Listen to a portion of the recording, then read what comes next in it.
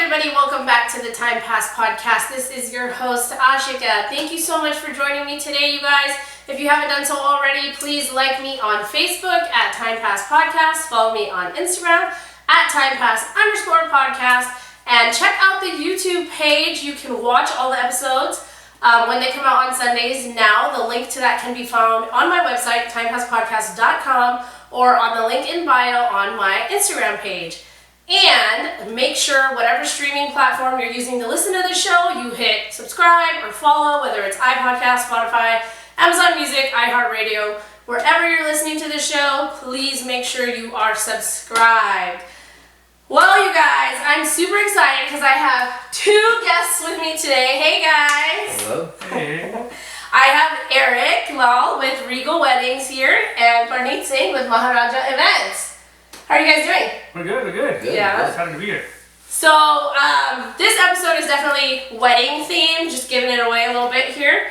Eric, tell us a little bit about what you do with Regal Events. So we are Regal Weddings, sorry. No, we are a DJ production company at Regal Weddings where we provide lighting, sound, special effects, more of a production setup for any events. Nice. Parneet, you do a lot. I mean, that was a lot, but he's like more varied. We are an event company, so pretty much we do it all. From full decor, we do video, we do photo, we do planning events. We walk you through the whole process, A to Z. Me and Eric work hand in hand a lot. He's one of our go-to DJs. He handles that side, I handle this side. So my goal is we take all your stress away. And that's what we do. Maharaja Events. I can tell you were pretty successful for my brother's wedding, and that's how I got to know you two, was in the process of planning my brother's wedding. But before I get into that real quick, and I've seen the stuff you do, it's not just like DJ stuff. It's like a freaking production. It's like a concert. It's like a high-end concert type thing. Exactly. It's crazy. I tell a lot of people that it's not just the music. Don't get me wrong, the music is a very important part, but there's a live factor to it. There's an experience to it, and that's like with our backdrops, as far as our LED wall, we have dancing on clouds, DJing on top of a truck, which I think we did for your brother. Yeah, I'm gonna talk about that. We're gonna get there. Smoke bombs, you name it. We are a production company. So when I do talk to aunties and uncles, I do have to show them, hey, this is what we do. It's not just press and play. It's a little bit more than that. Absolutely. So before we get into this, my brother's wedding, I've talked about it on the show a few times, but originally it was supposed to be in May of last year, Memorial Day weekend. Yes. I don't know if you remember. And then COVID happened, and we shut down, and then it got rescheduled for July, and then we got shut down again, and so it finally happened, May of 2021. And one thing that I noticed, obviously, the funny thing about my brother's wedding was this is the first couple that I've known, regardless that they're my family, that wanted nothing to do with their wedding. Legitimately, it was like, I picked out her wardrobe. I picked out his wardrobe. They sent me to India. They're like, hey, here you go. Oh, wow. Do all the shopping. Yeah. I did all their wardrobe shopping. Yeah, I did. I did all their wardrobe shopping. I handpicked all the vendors. I found the venue. Like, I took them to see the venue, but I was like, this is what I want. So the big joke in our family was, I was like, it's my party. You guys are just the decoration that all this is happening around. But so I started working with some of the vendors super early. And when I had to go through all these pauses and restarts, I developed relationships with some of the vendors, right? Like we had 3 or 4 meetings. Raja with Mirage Banquet Hall, he was the very first vendor I booked because the venue is important. Yeah. I had so many meetings with that guy because he knows that my office for like my day job is right by his hall. So anytime I call him for anything, he's like, are you working? Why don't you stop by after work? I don't want to talk like this. Let's have some cha, and then we'll talk like that. Okay, fine. So I was there a lot, and I feel like I got to know you guys, and through that process, I got to realize how the government kind of forgot about the wedding industry a little bit during COVID, right? Correct. Yes. It was really hard. I feel like there was no relief. There were small business loans, but I feel like even small business owners that I spoke to told me how difficult it was to actually land those small business loans. And so I feel like the wedding industry kind of got fucked. Sorry, I swear on the show. Sorry. No, yes, you can. Yeah, it's an explicit show. You guys got fucked. Like, I feel like there was no relief for you guys. So what was it like for you? I like to call it the year the weddings died. What was it like for you guys after March? It was shocking. When I, got to hear from other vendors, hey, the event's getting canceled. And when it hit me when our first one got canceled, I never thought that we, out of anything out there, would be shut down, like stay home. I always brag like, hey, no matter what happens, I'm gonna be busy, people are gonna get married. Well, I did not. So we just stayed home and like, fuck. How long were you totally like, how long do you think that you actually didn't do any event at all? Like no modified event, no outdoor event, nothing? Exactly 2 months. Exactly 2 months. And I'm like, you know what? I was done with Netflix, I ate all my desserts, I ate all the stuff that I bought on the first day. So I'm like, I need to go find work. So we just got on it. Yeah. Small events. What about you, Eric? What was the shutdown like for you? So I remember, I distinctly remember that I actually came back from a vacation, and in February, actually, me and Parneet did a engagement party. It was a big engagement party, 500 people, and we had fun, and it was just like, oh, 2020 looks so good. We were just tired. Oh, it's jam packed. It felt like the best year because it was leading up to it.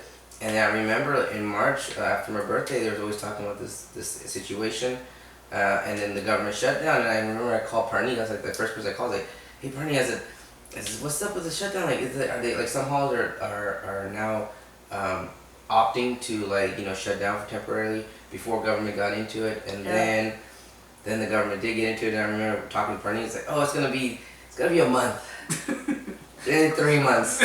I think that's what we all thought. We're like, they're gonna get over it. It's not gonna be a big deal. I wasn't like, and after like June, that's when I was like, all right, this is gonna be a tough year. And literally, we would do weddings that were kind of like undercover, or people were like underground. It was literally underground. Like we did a wedding in a backyard. Unfortunately, not too many people showed up that time. No. We did a wedding on a reservation land. We did one, I think, all the way up in Shasta or Nevada City. That thing was in the booties. So like people were like, there were some people that wanted to get married, and nobody was gonna stop them. Yeah. And somebody got married in the parking lot. Remember? Oh my God. I'm not lying. I mean, these are really true stories. He was there with me, and it was a crazy. I want to say it was a crazy, 6 month process where people who really wanted to get married, they did, but unfortunately, a lot of the people that didn't get married postponed it, or they basically would move their wedding to another date, 2021, 2022. So it's been interesting, It was nuts. I have a friend of mine, and he's a DJ too, and I remember he was like, I'm gonna go do this wedding in Seattle, and I was like, it's a freaking shutdown. Like, what are you gonna do? And he's like, they don't care. Like, they're gonna do it. I think he said there was like 200 guests there, and I think this was in May or June. In Seattle, and like he went to go do it. It was nuts. It was crazy. So you guys talked about it. You did do small events, right? Yes. How long did you actually not work? I know Parneet said like 2 months for you. What about you? It was like 2-3 months. 2-3 months, yeah. When you did start doing events, how did you guys modify? Or did you have to modify? It was a process learning backyard weddings. Backyard was just pre-wedding. Now we were setting up tents. I never did tents. So I had to learn tent part, how the decor will happen, where would be, let's take one guy to do video and photo now, why take 2 people, because you can only have 10 people. So now everything land on my shoulders. I'm doing 2 things where, hey, I'm part of the guest. So that was the hard part, is modifying to limited people we brought. No. Wearing a mask, with all those conditions, it was not easy. So. Did people really stick to like 10 guests though? Some weddings did. Okay. Some weddings, no. They forgot the point that 10 guests means the priest, everybody, the DJ. Yeah, everybody. Well, no, only 10 guests is fine, 10 chairs. But how about the rest of us? So at some points, it was hard to make them understand. What about you? How did you modify your stuff? Well, the funny thing was, like, in our industry, especially Indian weddings and receptions, it's very elaborate. I mean, there's no we see the colors, we see Parneet's decorations, the mandaps, as well as my DJ service. It's very elaborate. So we base our services on that. So what happens is with this whole COVID situation, government modification, we really had to refine what was important. So obviously weddings, ceremonies were really important. So we really had to simplify our setups and simplify what the clients wanted. At the end of the day, they want to get married. So we did majority wedding ceremonies, but it was like, oh well, you know, I added a little bit extra stuff like smoke bombs to make it a little bit more excited. The mobile bro was DJing on the truck, a little bit more excitement. So I tried to do, and then when I was talking to Parneet like a while back, we had the batouans, the pre-wedding stuff, which wasn't so big back, you know, before. It was a second thought. So me and Parneet was like, well, hey, this is something you want to put a little bit more attention into now because, you know, because of the whole government shutdown, we couldn't do receptions. So let's do these pre-wedding stuff. So that's what it was. Yeah, that's it's interesting, but I feel like I never thought something like that would happen. That would shut the entire country down. And I think many of us didn't. We didn't live through the era of whatever plagues were happening back in the day. Mm-hmm. And so it was neat. I would have to say, did you guys find that a lot of people that you did business with, did they make it? Small vendors did not in the industry we were. When the recession happened in 2008, 2009, it went really slow. I had literally 2 events and I wanted to shut it down. So my father was like, hey, just hang on. And I did hang on. A lot of people at that time didn't hang on. So I knew we just had to hang on. And a lot of people did not make it. Sad. Did you notice that as well? I noticed some people in our industry, because maybe they didn't have the best business plan, they were getting by with their 2019 and whatnot. So when 2020 happened, and if you didn't have a solid foundation or a business plan, unfortunately those didn't make it. And me and Parneet are very blessed that because of our services and because of our credentials as far as people coming back to us, luckily they stuck with us. They said, hey, we'll move the date, we can adjust some things here and there. So one thing I noticed to just take away from it is that whole client and vendor relationship is really important. Super important. We provide the service, but if you make sure that they feel comfortable and trust that, hey, there's gonna be a light at the end of the tunnel, and we're gonna still be there. I told all my clients, I said, when this thing is over, I said, whatever date, I will make sure that we'll get it done. And we've been doing that so far. So I think that was a real big thing. Nice. Now, for both of you, is this your main gig, or do you have day jobs? This is my main gig. Yeah, I know that about you. I left my job 2014 and took it by horns and ran with it. What about you? This is I have 2 full-timers. I work 9 to 5, and then I also do this. But previously, I was doing DJ full-time. Oh wow! Yeah. Okay. I mean, everybody did what they had to do. Raja with Maharaj, he went and got a job too. Yeah. He was working. People had to do what they had to do so they could stay afloat. And I feel like those of you that were blessed enough, a solid business plan, like you were saying, Eric, or just kind of hunkered down and held on and went through it. I feel like the wedding industry right now is blowing up. Everybody and their mamas wants to get married. What do you think? Is it really like that? From the outside looking in, I feel like everybody's getting married right now. Are you guys I feel like you guys are in high demand. It's very high demand right now. People that are not getting married are getting married because a lot of people are scared. They're like, hey, so we're gonna go shut. Look at right now, London, Australia, Fiji. Everyone is shutting down. They're shut down actually. Mm-hmm. So they're scared.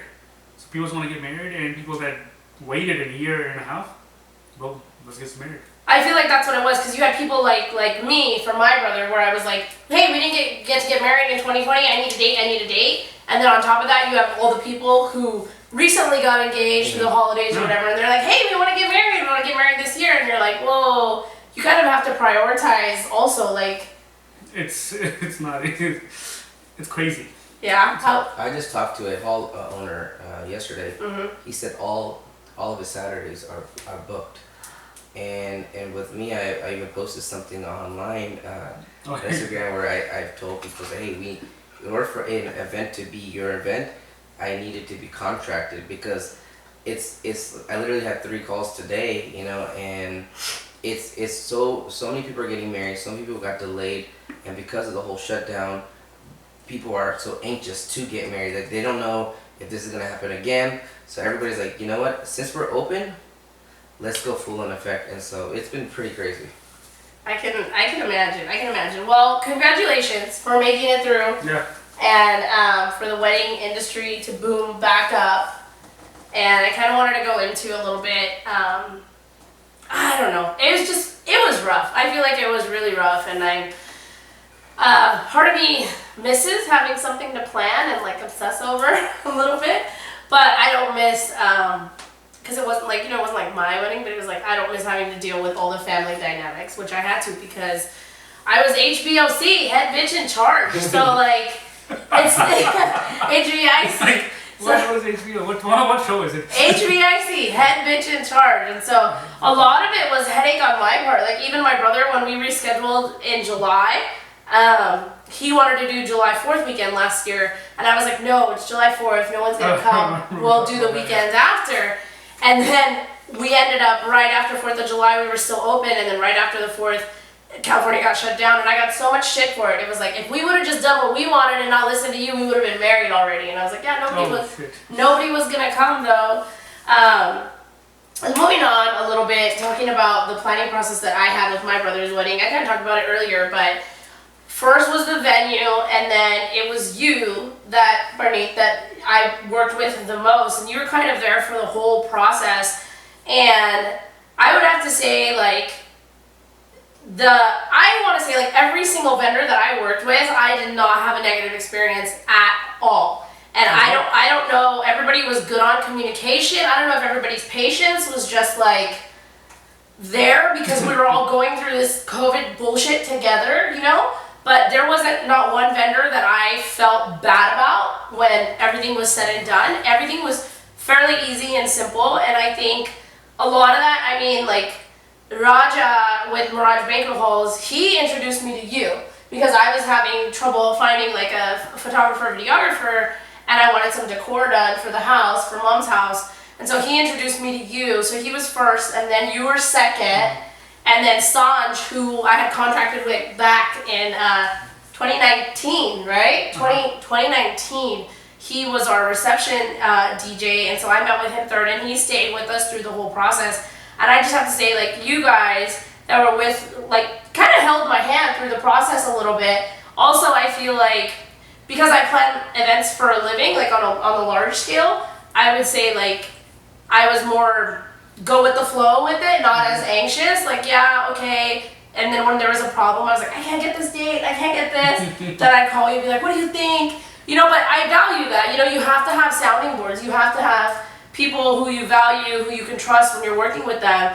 And I kind of feel like I had that relationship with a lot of the vendors that I worked with for a long time. So it was like you guys, and then we worked with Side Decor for the reception. She was amazing. They're like a little partner duo. They were amazing.